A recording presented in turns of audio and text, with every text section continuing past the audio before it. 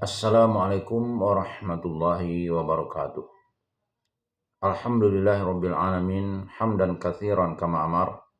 Asyhadu an la ilaha illallah wa asyhadu anna Muhammadan abduhu wa rasuluhu la nabiyya ba'd.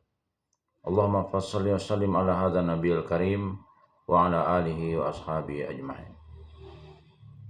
Bapak-bapak, ibu-ibu serta generasi muda yang saya hormati, baiklah, pada kesempatan yang berbahagia ini kita akan membacakan hadis yang ke-24 dari hadis Arba'in dengan judul Larangan berbuat kezaliman. Baik, kita bacakan matannya. Bismillahirrahmanirrahim. An Abi Dzarril Ghifari radhiyallahu anin Nabiyyi sallallahu alaihi wasallam fima yarwihi ar-rabbih azza wa jalla qala ya ibadi anni haramta zulma ala nafsi wa ja'altuhu bainakum muharraman fala tazalamu.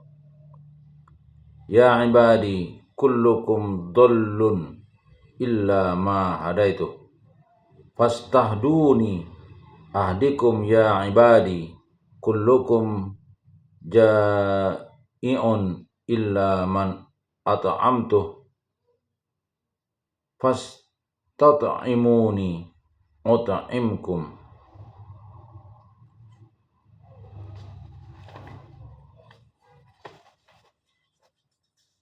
Ya ibadi kullukum arin illa man kasautu fastaksuni aksikum.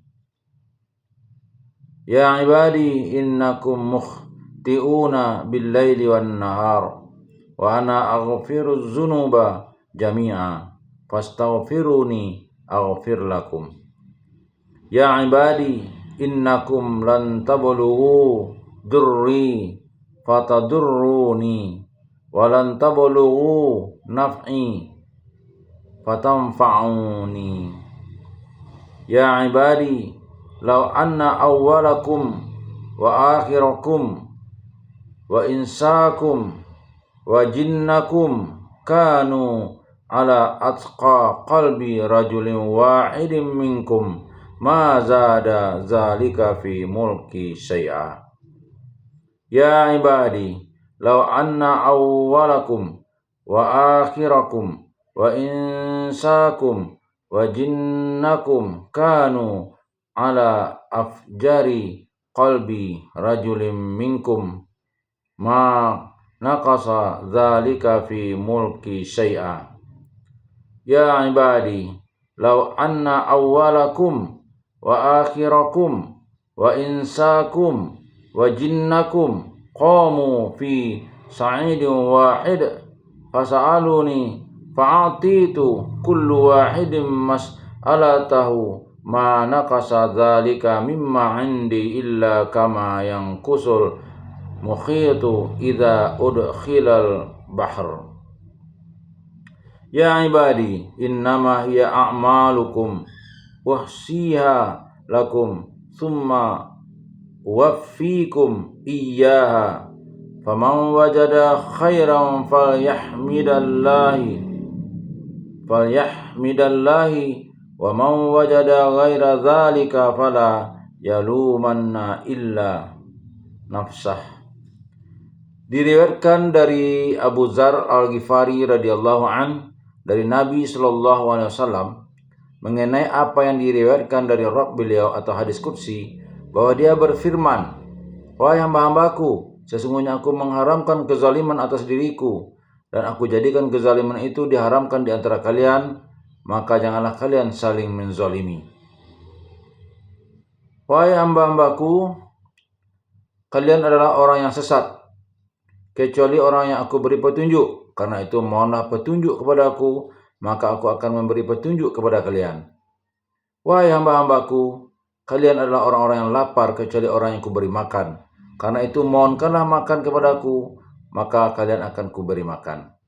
Wahai hamba-hambaku, kalian adalah orang-orang yang telanjang kecuali orang yang kuberi pakaian. Karena itu mohonlah pakaian kepadaku, maka kalian akan kuberi pakaian.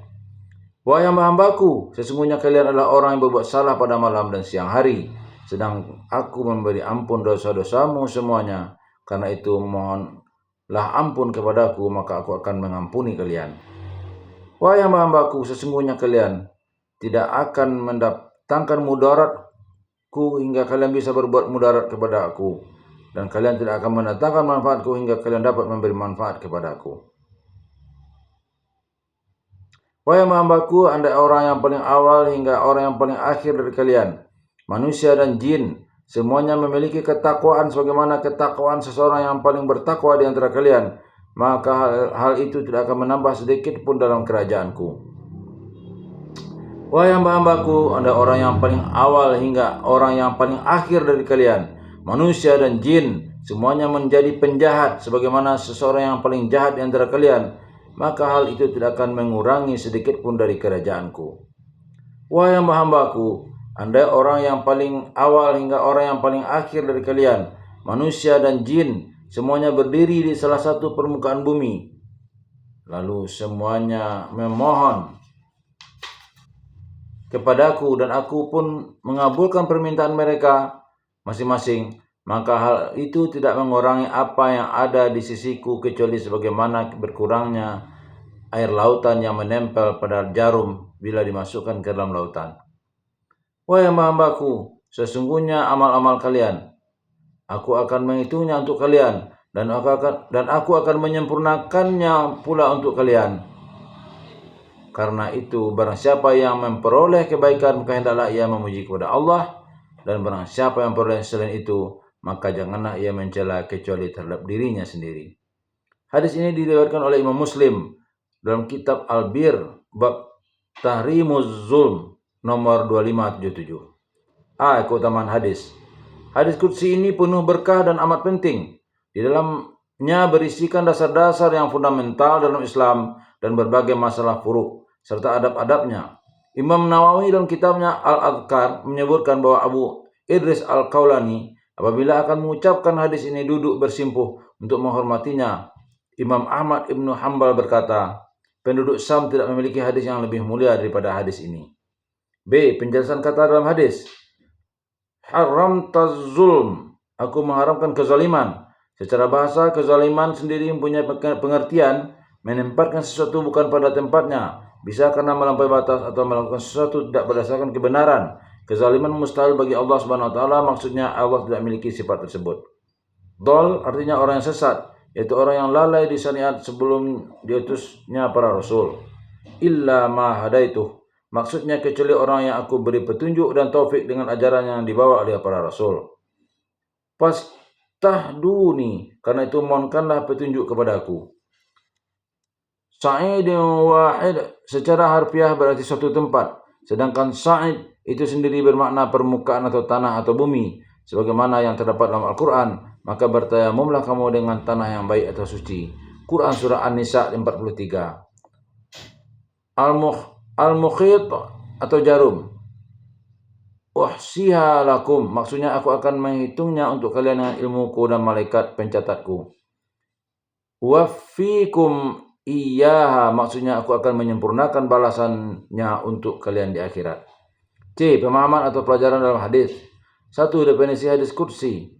Hadis qudsi adalah hadis yang diriwayatkan Rasulullah dari Allah Subhanahu wa taala yang terjadi melalui Jibril, wahyu, ilham atau mimpi. Sedangkan redaksinya diserahkan sepenuhnya kepada Nabi sallallahu alaihi wasallam. Tidak ada perbedaan antara hadis Nabi dan hadis qudsi kecuali pada sanadnya, yaitu dari Rasulullah dari Rabb-nya. Karena itulah hadis qudsi lebih banyak disandarkan kepada Allah Subhanahu wa taala. Bila kadang disandarkan kepada Nabi, karena hal itu memang beliau yang menyampaikannya dari Rabb-nya. Dari definisi ini dapat dipahami perbedaan antara Al-Quran dan hadis qudsi yang meliputi hal-hal berikut. A. Al-Quran merupakan mukjizat baik lafaz, kata-kata maupun artinya, sedangkan hadis qudsi bukanlah mukjizat. B. Al-Quran boleh dibaca dalam salat, sedangkan hadis qudsi tidak. C. Mengingkari Al-Quran adalah kafir, sedang mengingkari hadis qudsi fasik.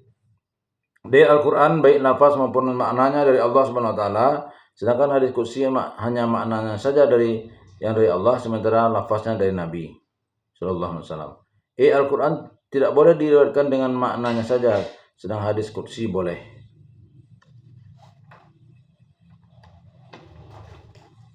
F. Al-Quran tidak boleh dipegang bagi orang yang junub dan haid, sedang hadis qudsi tidak ada syarat bersuci bagi orang yang hendak menyentuhnya. Barang siapa yang membaca satu huruf di Al-Quran, maka ia akan mendapatkan 10 kebaikan, sedang hadis qudsi tidak akan mendapat pahala hanya dengan membacanya. 2. Allah mengharamkan kezaliman untuk dirinya sendiri. Untuk dirinya. Berdasarkan penjelasan hadis ini, Allah melarang kezaliman bagi dirinya sendiri. Hal senada juga dinyatakan dengan tegas dalam Al-Quran. Dan aku sekali-kali tidak menzalimi hamba-hambaku. Quran Surah Qaf 29. Dan dalam firman-Nya, sesungguhnya Allah tidak berbuat zalim walaupun sebesar darah. Quran Surah An-Nisa 40. 3. Larangan berbuat zalim untuk hambanya. Allah mengharamkan hambanya untuk berlaku zalim dan melarang saling menzalimi di antara mereka, maka siapapun tidak boleh menzalimi orang lain. Kezaliman ini pada dasarnya terbagi dua. A. Kezaliman terhadap diri sendiri, dan yang paling besar dalam kategori ini adalah syirik terhadap Allah Subhanahu wa taala. Allah berfirman, sesungguhnya syirik adalah benar-benar kezaliman yang besar. Quran Surah Luqman 13. Mengapa demikian? Karena syirik memposisikan makhluk sebagai pencipta, padahal Allah tidak memiliki sekutu sama sekali. Setelah syirik yang masuk kategori menzalimi diri sendiri adalah melakukan maksiat dan berbagai dosa, baik besar maupun kecil. Semuanya adalah kezaliman terhadap diri sendiri, karena mendorong dirinya ke arah kehancuran, baik dunia maupun akhirat. B. Kezaliman terhadap orang lain. Bentuk kezaliman seperti ini telah dilarang berulang kali dalam berbagai hadis Nabi SAW. Di antara hadis-hadis tersebut adalah dari Abdullah bin Umar radhiyallahu an, dari Nabi SAW beliau bersabda, sesungguhnya kezaliman adalah kegelapan pada hari kiamat. Hadis riwayat Bukhari Muslim. Maka penegakan keadilan dan pelarangan terhadap perilaku zalim di antara manusia merupakan sasaran dan tujuan Islam terpenting. Karena keadilan adalah dasar tegaknya hukum atau peradaban, sedangkan kezaliman merupakan penyebab utama hancurnya bangsa dan peradabannya, juga merupakan faktor yang menyebabkan kemarahan Allah di akhirat.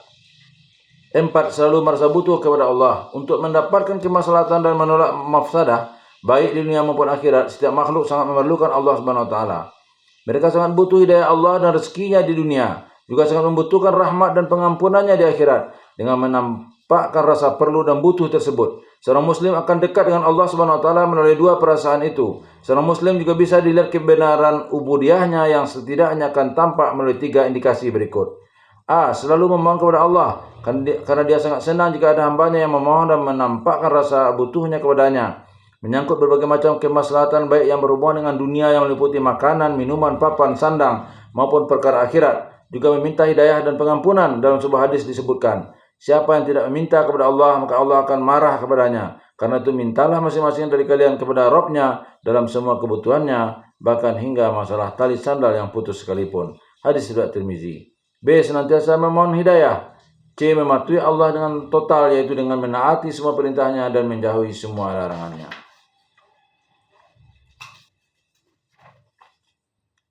Baik, semoga ada manfaatnya. Billahi taufik wal hidayah. Assalamualaikum warahmatullahi wabarakatuh.